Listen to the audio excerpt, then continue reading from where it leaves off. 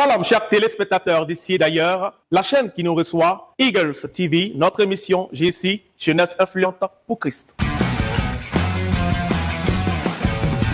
Le territoire et ses privilèges, acte 2 de l'environnement, notre thème de ce jour qui nous tient en faveur par la grâce du Seigneur, toujours en compagnie de notre daddy, apôtre Paul Zobo, que nous saluons. Shalom. Shalom à vous. Et aujourd'hui, nous sommes en compagnie de notre co-animatrice, Madame Alona. Shalom. Shalom.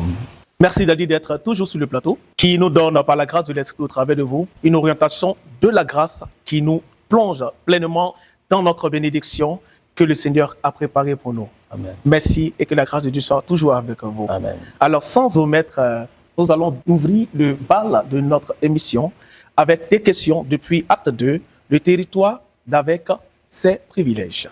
Et la première question que nous allons vous poser, Daddy, alors, est de savoir pourquoi et quelle est l'importance de savoir le territoire et ses privilèges.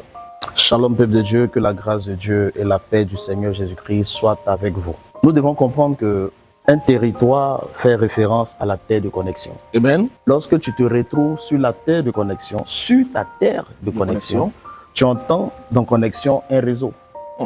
Lorsque tu es connecté à un Wi-Fi, tu remarques que tu es dans le bon réseau. Tu auras forcément la connexion.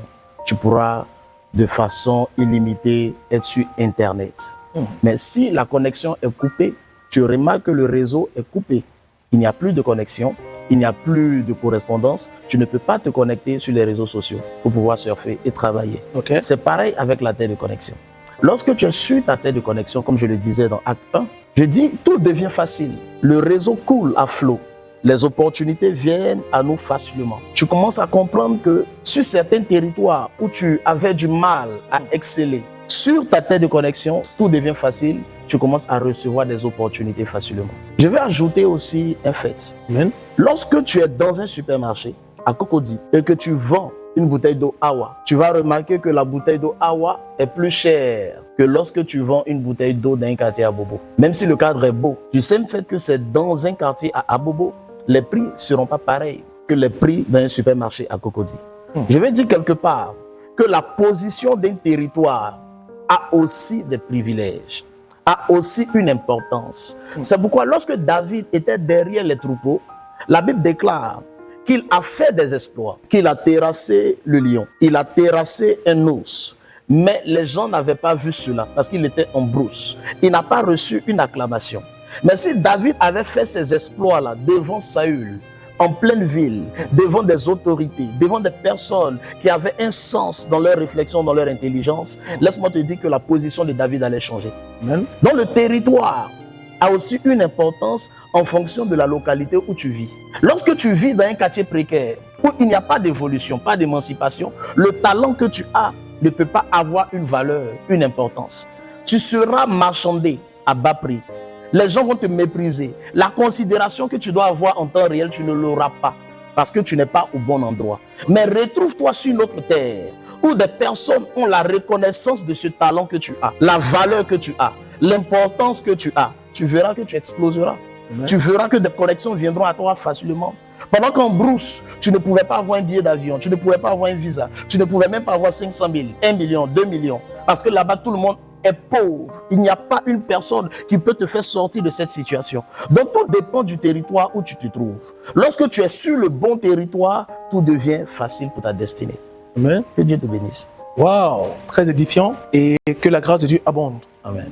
Et de ce que nous comprenons, bien sûr, si nous avons bien compris, chaque territoire et ses faveurs, dont ses privilèges, dépendent de la localité et de ce qu'elle peut servir. En fonction de cela, il y aura une valeur qui va s'en suivre. Dieu vous bénisse, Daddy. Amen. Alors, il y a une seconde question qui va venir vers vous. Et cette question sera par notre co-animatrice, Madame Malone, qui va vous poser ces questions. Shalom, Daddy. Shalom, ma fille. Ma question est la suivante. Quels sont les signes qui nous montrent qu'un territoire est d'autant rattaché à notre destinée, même si les privilèges actuels sont un tremplin? Nous devons comprendre que les territoires sont rattachés à notre destinée parce que c'est dans ces territoires-là que Dieu a imposé tout ce qui fera l'objet de notre épanouissement. Nous remarquons dans la Bible que Adam et Ève étaient dans le jardin d'Éden. Et dans ce jardin-là, c'était un territoire qui était favorable à leur histoire, à leur destinée. Mais lorsqu'ils étaient dans le jardin, ils étaient heureux. Ils ne fournissaient pas d'efforts. Lorsqu'ils marchaient ils avaient la paix du cœur. Mais lorsqu'ils ont commis l'erreur de manger le fruit de la connaissance du bien et du mal, la Bible déclare que Dieu est venu à la rencontre d'Adam et Adam s'est caché. C'est-à-dire, de l'aisance qu'il avait en étant serein dans le jardin, cette aisance, cette sérénité a disparu lorsqu'il a fini de manger le fruit de la connaissance et du bien et du mal. Lorsqu'il a fini de manger ce fruit, la Bible déclare que Dieu les a chassés du jardin. Lorsqu'ils sont allés hors du jardin, la Bible déclare qu'ils ont commencé à manifester des efforts qu'ils ne fournissaient pas lorsqu'ils étaient dans le jardin. Ils travaillaient avec sueur, beaucoup de souffrance pour pouvoir avoir de la nourriture. Et sa femme, qui était Ève, a enfanté dans la douleur. Ses grossesses étaient pénibles. Au préalable, Dieu n'avait pas programmé les grossesses de la femme de façon pénible. Ça devrait être facile. Mais à cause de leur désobéissance, ils se sont retrouvés sur un territoire où tout était devenu difficile. Où pour récolter même une seule goutte d'igname, il fallait creuser la terre avec sueur, avec beaucoup d'efforts, avant de récolter les fruits du sol. Donc c'était difficile pour Adam et Ève lorsqu'ils se sont déconnectés de leur terre de connexion. Donc lorsque tu es sur ta terre de connexion, tu dois comprendre que c'est normal que tu excelles, que tu brilles. Cette terre-là, c'est la terre que Dieu a prévue pour toi avant la fondation du monde. Et les privilèges que tu as lorsque tu es sur ta terre de connexion, c'est que tu es différent des autres. Là où les autres fournissent assez d'efforts, comme j'ai dit premièrement, dans l'émission Acte 1, tu ne fournis pas d'efforts parce que tout devient facile.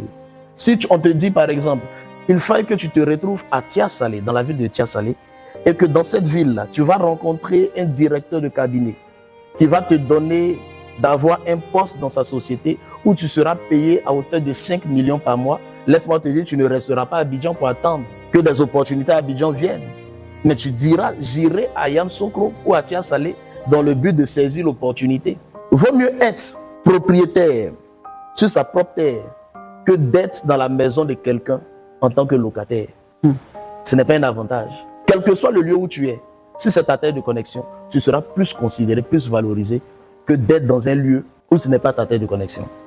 Que Dieu te bénisse. Amen. Daddy, j'ai une deuxième question, s'il vous plaît. Cette question me perturbe beaucoup parce que je rencontre souvent des chrétiens qui disent, depuis que j'étais dans l'église, je donne un exemple comme ça, des pasteurs Conan, je n'ai rien vu. Mais je me retrouve aujourd'hui dans une église à Bobo. Et puis on dit, le pasteur là, il est fort, il est fort. Je me sens béni, j'ai eu mariage, j'ai eu enfant. Pourtant là-bas, là, j'ai dit que j'ai rien vu. Et les chrétiens se posent beaucoup cette question. Papa, vous pouvez nous aider avec cette question. Que Dieu te bénisse, ma fille. C'est une très, très belle question. Nous devons comprendre, en tant qu'enfants de Dieu, que ce n'est pas tous les pasteurs qui sont appelés à prier pour toutes les brebis. Chaque brebis a son berger. Même le Seigneur Jésus-Christ, lorsqu'il est venu sur la terre, il n'a pas prié pour tout le monde. Il a prié pour ceux qui étaient rattachés à sa mission et à son ministère.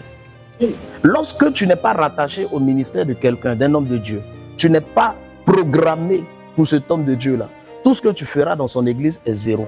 Tu remarqueras qu'il n'y aura pas d'avancée, il n'y aura pas d'évolution. Parce que ce n'est pas le berger qui est affilié à ton étoile et à ta destinée. La Bible déclare qu'il y avait un malade qui était depuis 38 ans à la piscine de Bethesda. La Bible déclare que lorsque l'ange descend dans l'eau et qu'il remue l'eau, il y a quelqu'un qui le devance et qui rentre dans l'eau. Mais il était toujours à la même place. Par moments, il était devant certains malades, mais il n'arrivait pas à descendre le premier dans la piscine. Cela veut dire quoi? Que cet homme, le miracle qu'il recherchait, n'était pas dans la piscine de Bethesda.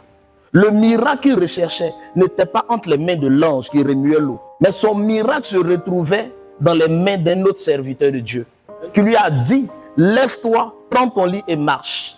C'est pour dire, lorsque tu marches avec Dieu, recherche obligatoirement la terre de connexion et recherche le guide approprié à ton étoile et à ta destinée.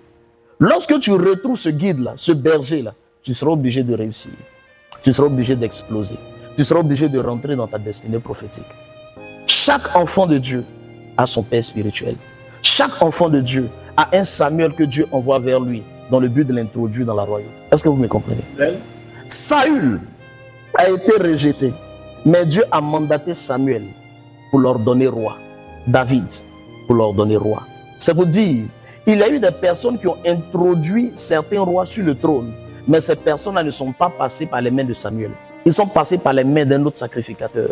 Il y a des personnes pour qui le prophète Élie a prié, que le prophète Élisée n'avait pas rencontré. Les miracles d'Élisée étaient différents des miracles d'Élie. C'est pour dire, lorsque Dieu te donne un manteau, ce manteau-là est attribué. Et qualifié pour une certaine catégorie d'enfants de Dieu, mais pas pour tout le monde. Par ailleurs, nous devons comprendre que Isaac était une personne. Partout il allait creuser le puits, lorsque des personnes remarquaient que le puits qu'il creusait était favorable, ces personnes le chassaient. Mais la Bible dit que partout Isaac allait, il y avait aussi un résultat. Mais les gens ont l'habitude de dire que Isaac était comme le bois de manioc.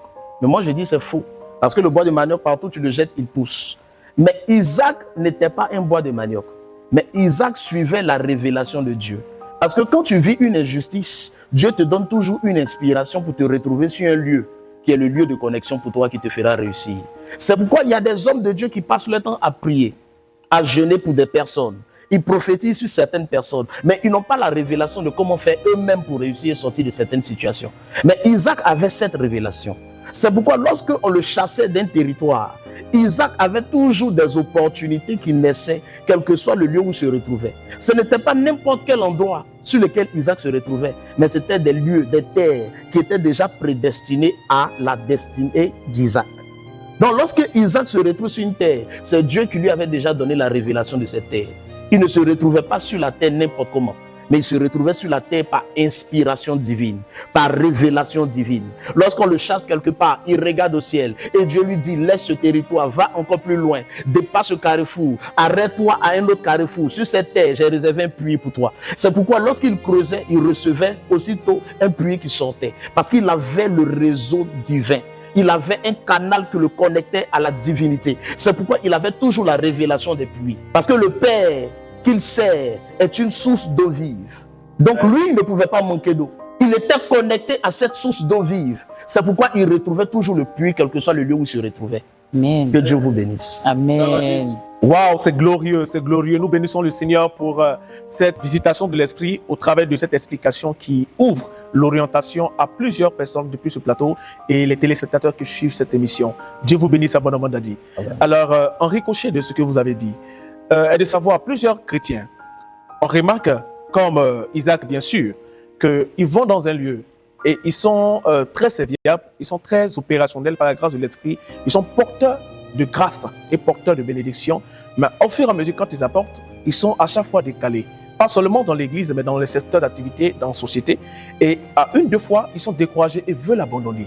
Face à cela, qu'est-ce que vous pouvez dire comme dernière parole pour nos téléspectateurs?